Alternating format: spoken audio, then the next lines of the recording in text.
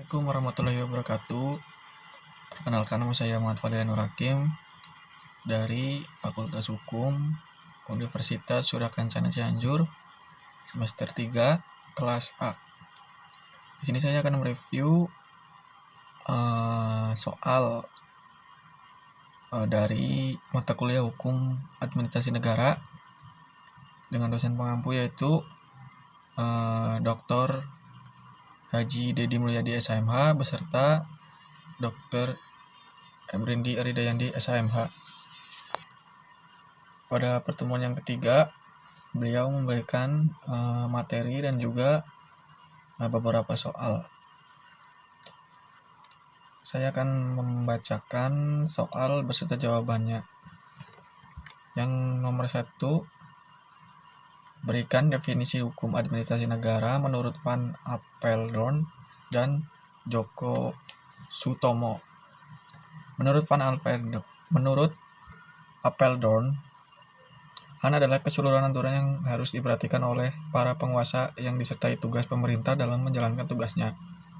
Kemudian menurut Djoko Sutomo, HAN adalah hukum yang mengatur tentang hubungan-hubungan hukum antara jabatan-jabatan dalam negara dengan warga negara. 2. Sebutkan sumber-sumber hukum formal administrasi negara. Jawaban, sumber hukum formal HAN adalah yang pertama undang-undang, yang kedua praktek administrasi negara atau konvensi administrasi negara sebagai kebiasaan dalam praktek, kemudian yang ketiga jurisprudensi, dan yang keempat doktrin atau pendapat para pakar hukum terkemuka. Kemudian nomor 3, mengapa HAN belum dikodifikasikan? Jelaskan faktor-faktor yang menyebabkannya. Ketentuan-ketentuan HAN sulit dikodifikasikan karena yang pertama, perubahan dalam bidang HAN terjadi dengan cepat. Yang kedua, pembentukan dan pembuatannya tidak dalam satu tangan. Kemudian soal nomor 4, jelaskan perbedaan HAN dengan HTN.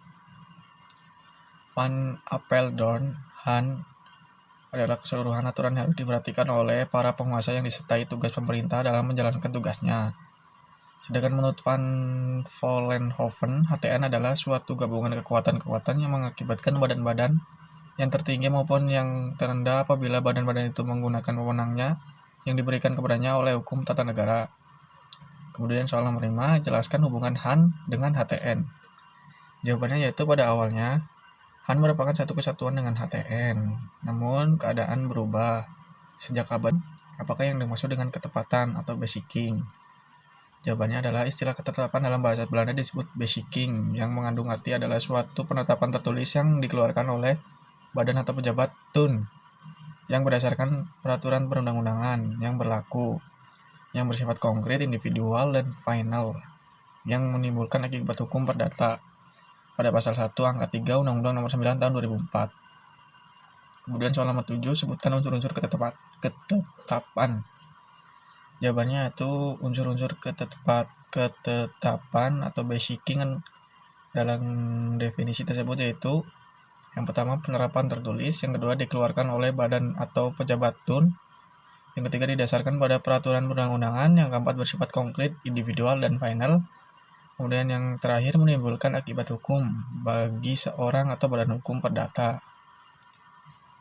Kemudian nomor 8, sebutkan macam-macam ketetapan. Jawabannya, macam-macam ketetapan. Yang pertama, ada ketetapan positif. Kemudian yang kedua ada ketetapan deklaratoir.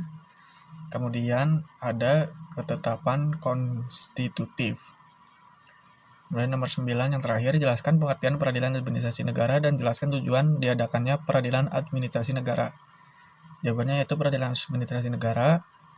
Peradilan administrasi negara adalah badan yang mengatur cara-cara penyelesaian persengketaan internal administrasi negara dan persengketaan eksternal administrasi negara.